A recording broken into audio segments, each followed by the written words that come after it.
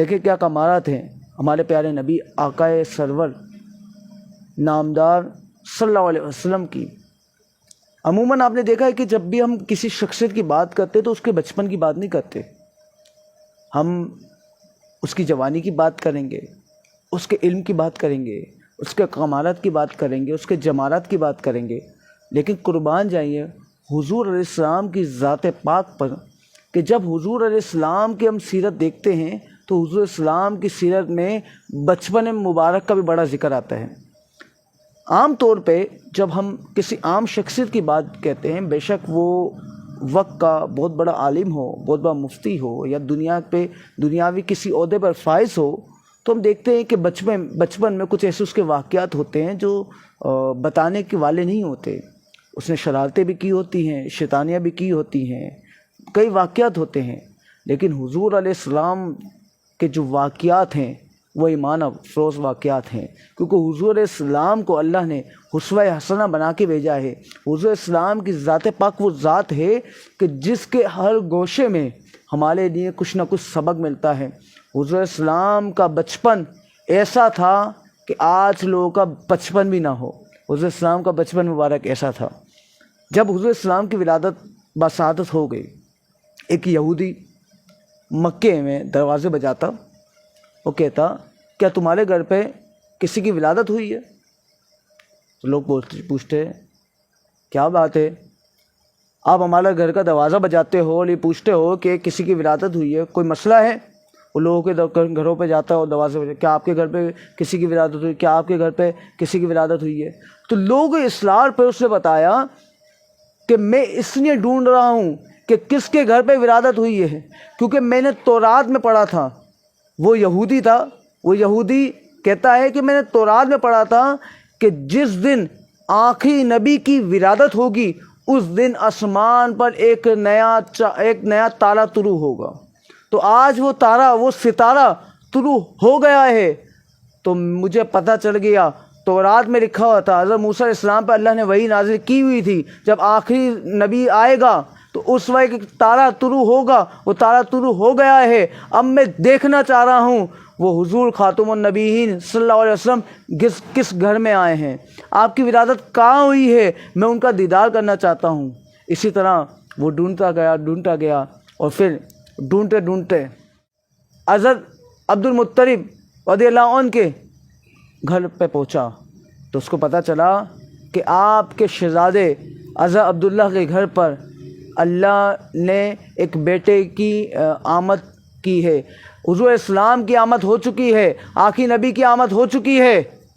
اس یہودی نے حضور اسلام کا دیدار کیا اور وہ حضور اسلام کا دیدار کرنے کے بعد چلے گیا اور وہ کہنے لگا کہ آج بنی اسرائیل میں سے نبوت ختم ہو گئی اور اب وہ حضرت اسماعیل علیہ السلام کی ذات پاک میں منتقل ہو گئی ہے۔ اب حضرت اسماعیل علیہ السلام کی ذات پاک میں سے، نسل پاک میں سے ایک نبی آ چکے ہیں۔ اور جب حضور السلام کی ولادت پاک ہوئی، حضور السلام نے 3 خواتین کے دودھ مبارک کو پیا ہے۔ ایک سب سے پہلے جو ابو راہب کی باندی تھی حضرت صوبیہ، آپ نے ان کا دودھ پیا ہے۔ اس کے بعد حضور السلام نے اپنی والدہ محترمہ جناب حضرت آمنہ رضی اللہ عنہا کا دودھ مبارک پیا ہے۔ اس کے بعد تیسری مرتبہ آپ نے حضرت حلیمہ سعدیہ رضی اللہ عنہا کا دودھ مبارک پیا ہے۔ ہوتا یہ تھا کہ جب مکے میں، عرب میں کسی کی ولادت ہوتی تو دودھ کے لیے اور تربیت کے لیے، تاکہ بچے کی صحت بھی بنے، بچے کی عربی بھی فصیح ہو، تاکہ بچہ جو ہے تندرست تازہ ہوا میں رہے، اس کو اللہ کی قدرت کے نظارے ملیں، آنکھوں کو ٹھنڈک ملے، تو ہوتا یہ تھا کہ عرب کے لوگ گاؤں دیہات میں بچوں کو بھیج دیا کرتے، وہاں وہ پرورش پاتے اور جب بڑے ہو جاتے واپسی اپنے شہر میں آ جاتے۔ ایسے ہی ہوا کہ مکے کی سرزمین پہ ایک قبیلہ بنو سعد کا قافلہ آیا۔ اس میں ایک خاتون ایسی تھی جن کا نام دائی حلیمہ سعدیہ رضی اللہ عنہا ہے۔ ان کی سوالی بڑی راکھر تھی، کمزور تھی۔ آپ کے ساتھ آپ کے شوہر تھے، آپ کے بیٹے عبداللہ تھے، آپ کی بیٹی شیمہ تھیں، آپ 4 لوگ تھے۔ آپ قافلے کے ساتھ جا رہے تھے کہ قافلہ آگے آگے جا رہا تھا۔ ایک وقت آیا، قافلے نے کہا اے سعدیہ ہم تمہاری سوالی کے لیے رک نہیں سکتے، تمہاری سوالی بڑی کمزور ہے، یہ تو چل نہیں پا رہی، ہم تمہاری وجہ سے رہ جائیں گے۔ اور وہ چلے گئے۔ وہ جب آگے نکل گئے تو مکے سے جو عمرا کے امیروں کے بچے تھے، لوگوں نے خواتین نے لے لیے اور ان کو دودھ پلانے کے لیے لے جانے لگی۔ اب قافلہ جا رہا تھا، اتنے میں دائی حلیمہ کے گھر والے آ رہے تھے۔ جب عمرہ کے بچے جا چکے تھے، ان کو لے لیا تھا، اڈاپٹ کر لیا تھا، اب دائی حلیمہ کیونکہ آئیں، اب ظاہر ان کو کسی نہ کسی کو تو لینا ہے، تو ڈھونڈتے ڈھونڈتے ایک مقام پہ یہ پہنچی جہاں آپ کی ملاقات حضرت عبد المطلب رضی اللہ عنہ سے ہوئی۔ تو آپ نے کہا کہ تم کس قبیلے سے تعلق رکھتی ہو؟ انہوں نے کہا میرا تعلق بنو سعد سے ہے۔ تمہارا نام کیا ہے؟ انہوں نے کہا کہ میرا نام حلیمہ ہے۔ تو حضرت عبد المطلب کیونکہ حضور علیہ السلام کے دادا جان تھے، آپ نے فرمایا بنو سعد، سعادتوں والی، اور پھر حلیمہ بردبال، علم والی۔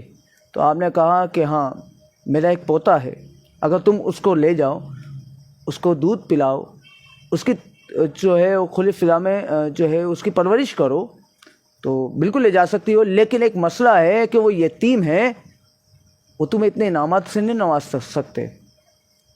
کہا انہوں نے اپنے شوہر سے مشورہ کیا، وہ مشورہ کرنے کے بعد یہ طے پایا کہ ٹھیک ہے، اب کسی کو تو لے کے جانا ہے نا، لے کے چلتے ہیں۔ اب یہاں سے حضرت دائی حلیمہ سعدیہ رضی اللہ عنہ کی قسمت نے بدلنا شروع کر دیا۔ آپ کا ہاں کہنا تھا کہ آپ کی اب قسمت بدل گئی۔ جب حضور السلام کے لیے، حضور السلام کو لینے کے لیے آپ کے گھر مبارک میں، آپ کے حجرہ مبارک میں داخل ہوتی ہیں، تو آپ دیکھتی ہیں کہ سفید چادر میں لپٹا ہوا ایک بچہ ہے، جس کے نیچے ہری چادر ہے، ہرا گدا ہے۔ آپ فرماتی ہے کہ مجھے بچے کو دیکھنا تھا، میں اس بچے پہ فدا ہو گئی کہ کائنات میں نے کبھی ایسا بچہ نہیں دیکھا کہ اللہ نے حضور السلام کو اتنا حسن و جمال عطا کیا۔ آپ فرماتی ہیں کہ آپ کی آنکھ مبارک بند تھی، جیسے میں نے آپ کے سینے پہ ہاتھ رکھا، حضور السلام نے آنکھ مبارک کھولی اور مسکرانا شروع کر دیا۔ آپ فرماتی ہیں کہ وہ مسکراہٹ دیکھ کے ایسا لگتا کہ میں سارے غم بھول گئی۔ فاقہ کشی کا گھر پہ عالم تھا، جانور لاکر تھے، بکریوں اونٹنیوں کا دودھ نہیں آتا تھا، ہم لوگ 2 وقت کی صحیح سے روٹی نہیں کھا پاتے تھے، لیکن حضور علیہ السلام کی مسکراہٹ ایسی مسکراہٹ تھی کہ حضور علیہ السلام کی مسکراہٹ دیکھ کے ہم سارے غم بھول گئے۔ اور جب سارے غم بھول گئے تو حضور علیہ السلام کو آپ فرماتی ہیں کہ میں کمزوری کی حالت میں ایسی تھی کہ میں شاید کسی کو دودھ پلانے کے قابل نہ تھی، لیکن جب میں نے حضور علیہ السلام کو اپنے سینے پاک، سینے مبارک سے لگایا، حضور علیہ السلام کے لگنے سے وہ سینہ مبارک بن گیا، اور اتنا کثیر تعداد میں دودھ جاری ہو گیا کہ پہلے میں اپنے سگے بیٹے عبداللہ کو اس کی خوراک کے مطابق دودھ نہیں پلا پاتی تھی، اب وہ وقت آ گیا کہ میں حضور علیہ السلام کو بھی دودھ پلایا کرتی، اپنے سگے بیٹے عبداللہ کو بھی دودھ پلایا کرتی، اس کے باوجود بھی میں تر و تازہ رہتی۔ اور پھر جب حضور علیہ السلام کو حضرت دائی حلیمہ رضی اللہ عنہ لے کے گئی، آپ کی سوالی جو راکر تھی، جو کمزور تھی، حضور علیہ السلام کی نسبت سے وہ طاقتور ہو گئی، وہ چست ہو گئی۔ اور پھر لوگوں نے دیکھا، لوگ یہ سمجھ رہے تھے کہ دائی حلیمہ یا حلیمہ سعدیہ کی جو سوالی ہے یہ تو بڑی کمزور ہے، لیکن اچانک دیکھتے ہیں جو قافلہ پہلے روانہ ہو چکا تھا، حضرت دائی حلیمہ سعدیہ رضی اللہ عنہ کی سوالی جو اس سے آگے تیزی سے بھاگ رہی ہے، آپ کا کھچر بھی تر و تازہ ہو گیا، تندرست ہو گیا، آپ کی اونٹنی کے جو ہے تھنوں میں دودھ آ گیا۔ اور جب آپ گھر پہنچے، جو آپ کی بکریاں تھیں جو بالکل کمزور تھیں، جن کے تھنوں میں دودھ نہیں تھا، حضور علیہ السلام کی برکت سے ان کے تھنوں میں دودھ بھی آ گیا اور وہ طاقتور بھی ہو گئے۔ اور جب حضور السلام حجرہ حلیمہ سعدیہ رضی اللہ عنہ میں رہنا شروع کیا آپ نے، جب حضور السلام وہاں پہ رہتے تھے تو ایک عجب کیفیت طاری ہو گئی۔ خواتین وہاں سے گزرتی، لوگ وہاں سے گزرتے تو کہتے اے حلیمہ تو کون سی خوشبو لگاتی ہے، اور تیری خوشبو صرف تیرے گھر کی حد تک نہیں، یہ تو باہر گلی محلے میں مہکتی ہے، یہ تو بتا تو کون سی خوشبو لگاتی ہے۔ آپ فرماتی ہے جب سے حضور آئے ہیں میں نے کوئی خوشبو جو ہے کہیں لگائی نہیں ہے، باقی یہ جو محمد عربی صلی اللہ علیہ وسلم، اس محمد کو میں لے کے آئی ہوں، اس محمد صلی اللہ علیہ وسلم سے اتنی خوشبو آتی ہے کہ میرا گھر بھی مہک جاتا ہے، میرا محلہ بھی مہک جاتا ہے۔ اور پھر آپ کا گھر روشن رہنے لگ گیا۔ خواتین نے پوچھا ہے حلیمہ تو غریب تھی، یہ عجب کیفیت ہے کہ ہمارے پاس تجھ سے زیادہ مال ہے، لیکن ہم چراغ ایک وقت تک جلاتے ہیں پھر اس چراغ کو بجھا دیتے ہیں، کیونکہ ہمارے پاس ایک تیل کی ایک مقدار ہوتی ہے، پیسوں کی ایک مقدار ہوتی ہے کہ ہم کتنا تیل خرید سکتے ہیں۔ یہ تو عجب معاملہ ہم نے دیکھا، دن ہو یا رات ہو تیرے گھر میں چراغ جل رہا ہوتا ہے، تیرے پاس اتنا تیل کہاں سے آیا، اتنا مال کہاں سے آیا۔ حضرت دائی حلیمہ رضی اللہ عنہ فرماتی ہیں کہ جب سے یہ محمد عربی صلی اللہ علیہ وسلم میرے گھر پہ آئے ہیں میں نے کبھی چراغ جلایا ہی نہیں۔ یہ حضور علیہ السلام کا چہرہ انور ہے کہ جس سے میرا حجرہ، میرا گھر روشن ہے، وہ دن میں بھی روشن ہے، رات میں بھی روشن ہے۔ تو اسی طرح معاملات چلتے گئے۔ ایک دن حضور السلام نے فرمایا اے اماں، میں نے دیکھا ہے میرے بھائی جو ہیں صبح کہیں چلے جاتے ہیں، میں گھر میں ہوتا ہوں، مجھے بھی اپنے بھائی کے ساتھ کہیں جانا ہے۔ تو حضرت دائی حلیمہ سعدیہ رضی اللہ عنہ نے فرمایا کہ وہ بکریاں چرانے جاتے ہیں۔ تو حضرت صاحب نے فرمایا کہ میں بھی چاہتا ہوں بکریاں چراؤں۔ تو حضور اسلام بھی اپنے بھائی کے ساتھ، حضرت عبداللہ جو آپ کے رضائی بھائی تھے، دودھ شریک بھائی جو آپ کے ساتھ بکریاں چرانے جایا کرنے لگے۔ اور یہ بکریاں چرانا انبیاء علیہ السلام کی سنت مبارکہ ہے۔ آپ بکریاں چرانے جانے لگے، جاتے گئے۔ ایک وقت یہ آیا کہ اچانک حضرت عبداللہ رضی اللہ عنہ بھاگتے ہوئے اپنی والدہ محترمہ کے پاس آئے، وہ کہنے لگے والدہ، اماں، ایک عجب عالم ہے، بھائی کے ساتھ نہ جانے کیا ہوا، 3 لوگ آئے، سفید کپڑے پہنے ہوئے تھے، بڑے روشن لوگ تھے، وہ آئے اور انہوں نے بھائی کا سینہ چیڑ دیا۔ حضرت دائی حلیمہ کو جب یہ پتا کہ آپ بھاگتی بھی گئیں، آپ نے دیکھا کہ حضور السلام ایک جگہ خاموشی کے ساتھ بیٹھے ہوئے ہیں۔ آپ نے کہا کہ کیا ہوا؟ تو حضور السلام نے فرمایا کہ 3 لوگ آئے تھے، بڑے خوبصورت تھے، نورانی تھے، وائٹ سوٹ انہوں نے، سفید سوٹ انہوں نے پہنا ہوا تھا، روشن تھے، انہوں نے میرا سینہ چیڑا، اس کے اندر سے کچھ چیز نکالی اور کچھ چیز ڈالی اور تمام کے تمام کو سی دیا۔ اب جب یہ حضرت حلیمہ سعدیہ رضی اللہ عنہ کو معلوم ہوا، اب گھبرا گئیں۔ آپ نے کہا کہیں کوئی آسیب کا معاملہ تو نہیں؟ اور آپ نے اپنے شوہر سے مشورہ کیا کہ یہ معاملہ ہوا ہے، مجھے ڈر لگ رہا ہے، اور میں محمد صلی اللہ علیہ وسلم کو بکریاں چلانے بھی جانے نہیں دے سکتی، اور مجھے ڈر لگا ہے کوئی آصف کا تو معاملہ نہیں ہو گیا، یہ کیا معاملہ ہے، سمجھ سے باہر ہے۔ تو پھر ہوا یہ کہ آپ کے شوہر کے مشورے سے آپ نے حضور السلام کو آپ کی والدہ محترمہ کے پاس واپسی پہنچا دیا۔ جب حضرت آمنہ رضی اللہ عنہ نے دیکھا کہ اے حلیمہ، تمہاری بڑی خواہش تھی، تمہاری بڑی چاہت تھی کہ تم محمد صلی اللہ علیہ وسلم کو اپنے پاس رکھو، یہ کیا بات ہے؟ تو پھر انہوں نے پورا واقعہ بتایا شق قمر کا۔ حضرت السلام کی زندگی مبارک میں، حیات پاک میں 4 مرتبہ شق مبارک ہوا ہے۔ ایک مرتبہ آپ کا جو ابھی واقعہ آپ کو سنایا جا رہا ہے، شق حضرت السلام کا جو ہے سینہ شق کیا گیا اور نور ڈالا گیا۔ ایک 10 سال کی عمر میں یہ واقعہ ہوا۔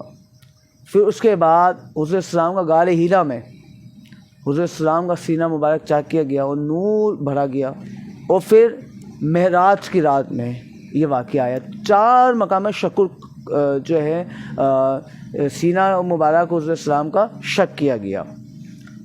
تو جب حضرت آمنہ کو یہ واقعہ سنایا گیا تو حضرت آمنہ رضی اللہ عنہ نے فرمایا کہ گھبرانے کی بات نہیں ہے، یہ جب سے محمد صلی اللہ علیہ وسلم آئے ہیں ان کی پیدائش کے بھی ایسے معاملات تھے جو عجب تھے، اور ان کے یہ معاملات ہیں عجب معاملات ہیں۔